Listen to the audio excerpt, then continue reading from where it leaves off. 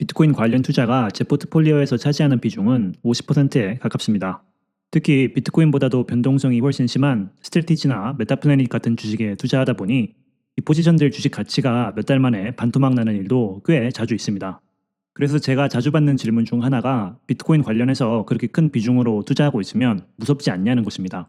이건 비트코인에 어떤 이유로 투자하느냐에 따라 완전히 달라지는 문제라고 생각합니다.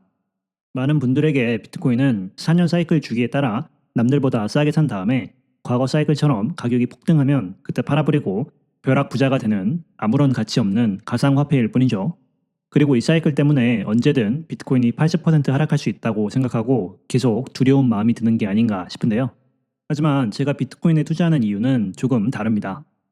저는 미국 정부의 무책임한 머니 프린팅, 즉 화폐 가치 하락이 계속해서 일어날 것이라는 생각에 베팅하고 있는 겁니다. 그리고 그 생각을 가장 깔끔하게 투자로 표현할 수 있는 수단이 바로 비트코인인 거죠.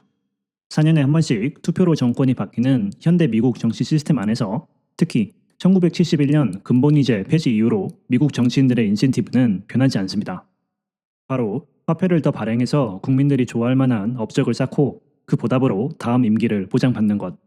그게 장기적으로 미국이라는 나라에 도움이 되는지는 중요하지 않습니다. 선거는 지금 눈앞에 보이는 업적으로 결정되기 때문에 결국 이 나라를 이끄는 사람들조차 화폐 발행을 통한 문제 해결이라는 단기적인 관점으로 세상을 보게 되는 거죠. 최근 트럼프 대통령의 돌발 발언들만 봐도 이 사실을 알 수 있습니다. 예전부터 그린란드에 눈독을 들이던 트럼프 대통령이 요즘 들어 그린란드를 미국에 합병시키는 것을 꽤 진지하게 이야기하고 있습니다. 그리고 합병에 대한 대가로 그린란드 주민들에게 1인당 10만 달러에 달하는 돈을 주겠다고 하죠. 거기에 더해 이번 성공적인 베네수엘라 작전을 통해 명분을 얻었다고 생각하는지 이미 천문학적인 규모의 미국 국방비를 1조 달러에서 1.5조 달러로 50% 인상해야 한다고 주장합니다. 자, 여러분이 미국 국민이라고 생각해 봅시다. 상식적으로 미국 대통령이 우리는 그린란드 같은 남의 땅에는 관심 없고 국방비도 국가 재정을 위해 계속 줄여 나갈 겁니다. 이런 식의 약한 나라 이미지를 보여주는 메시지를 표현하면 그런 대통령이 과연 인기가 있을까요? 그것도 모자라 2026년부터는 미국 국민들에게 1인당 2,000달러에 달하는 경제 지원금을 주겠다고 합니다. 그린란드 주민들에게 1인당 10만 달러를 주고 국방비는 1년에 5천억 달러를 더 쓰고 미국 국민들에게 1인당 2,000달러를 지급한다는 거죠.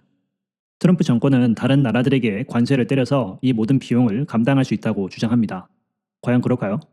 관세를 통해 트럼프 정권이 이번 해에 번 돈이 2천억 달러라고 합니다. 분명 적지 않은 금액이고 미국 국민들 입장에서는 기분 좋은 소식이죠. 하지만 미국 정부는 국가 부채가 38조 달러에 달하는 나라입니다. 정부가 매년 지급해야 하는 이자만 1조 달러라는 거죠.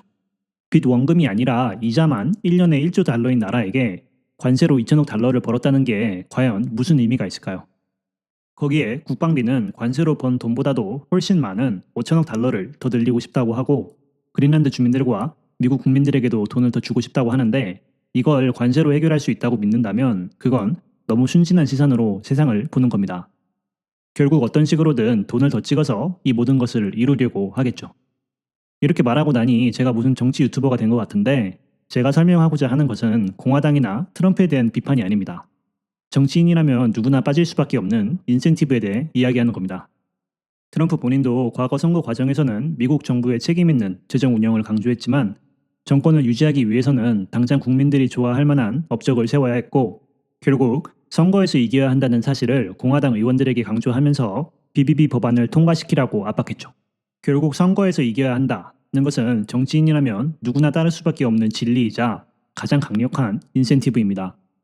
다른 정치인들은 주변 눈치를 보느라 이 인센티브가 간접적으로 드러나기 마련이지만 트럼프 대통령은 본인이 이기기 위해 수단과 방법을 가리지 않는 스타일이라 그 행동이 훨씬 더 명확하고 직설적으로 드러나는 것뿐이죠. 그리고 이런 인센티브를 따라가다 보면 결국 공급이 절대적으로 제한된 비트코인에 투자해야 한다는 결론이 나오게 됩니다.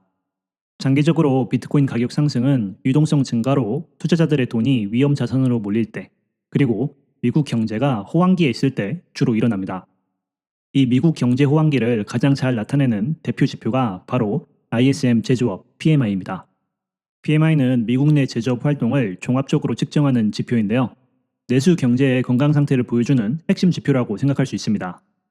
보시는 것처럼 과거 데이터에서 이 지표가 상승할 때마다 비트코인 가격도 대체로 따라 상승하는 모습을 보여왔습니다. 최근 들어 PMI가 사실상 제자리 걸음을 하거나 오히려 하락하면서 비트코인 가격 역시 뚜렷한 상승 모멘텀을 보여주지 못하고 있죠. 하지만 최근 들어 이 지표가 가까운 미래에 상승할 것이라고 예측하는 사람들이 늘고 있습니다. 현재 PMI는 47.9 수준으로 여전히 50 미만이지만 트럼프 행정부의 정책 방향이 제조업 부흥을 강하게 밀고 있기 때문입니다. 최근 트럼프 대통령의 돌발 발언 하나만 더 살펴보자면 이번 주에 갑자기 로키드 마틴 같은 대형 방산 업체들을 겨냥해 주주 배당 지급과 임원 주식 보너스를 금지하겠다고 선언했습니다. 돈이 남아 돌면 주주에게 돌리지 말고 미국 내에 공장을 더 짓고 생산량을 빨리 늘리라는 압박입니다. 이런 정책이 실행되면 방산업체들이 신규 공장 건설과 생산 확대에 나서게 되고 이는 미국 제조업 전체의 부흥으로 이어져 PMI 지표 상승을 촉진할 가능성이 큽니다. 거기에 더해 베네수엘라 상황도 주목해야 합니다. 최근 미국이 베네수엘라에 대한 군사작전 성공 후 미국 석유 기업들이 대규모 투자를 통해 석유 인프라를 복구하고 싸고 안정적인 석유를 미국으로 들여오겠다는 계획이 추진되고 있죠. 석유는 제조업의 생명줄입니다. 석유 가격이 떨어지면 제조 원가가 낮아져 기업 활동이 활발해지고 결국 PMI 지수 상승으로 이어질 가능성이 매우 높아집니다. 이런 정책들이 실제로 실행되면 PMI가 50 이상으로 반등할 확률이 커지고 그때부터 비트코인도 다시 본격적인 상승 국면에 들어갈 수 있다는 게 제 생각입니다. 물론 단기 변동성은 여전하지만 장기적으로는 이런 거시적인 흐름이 더 중요하죠.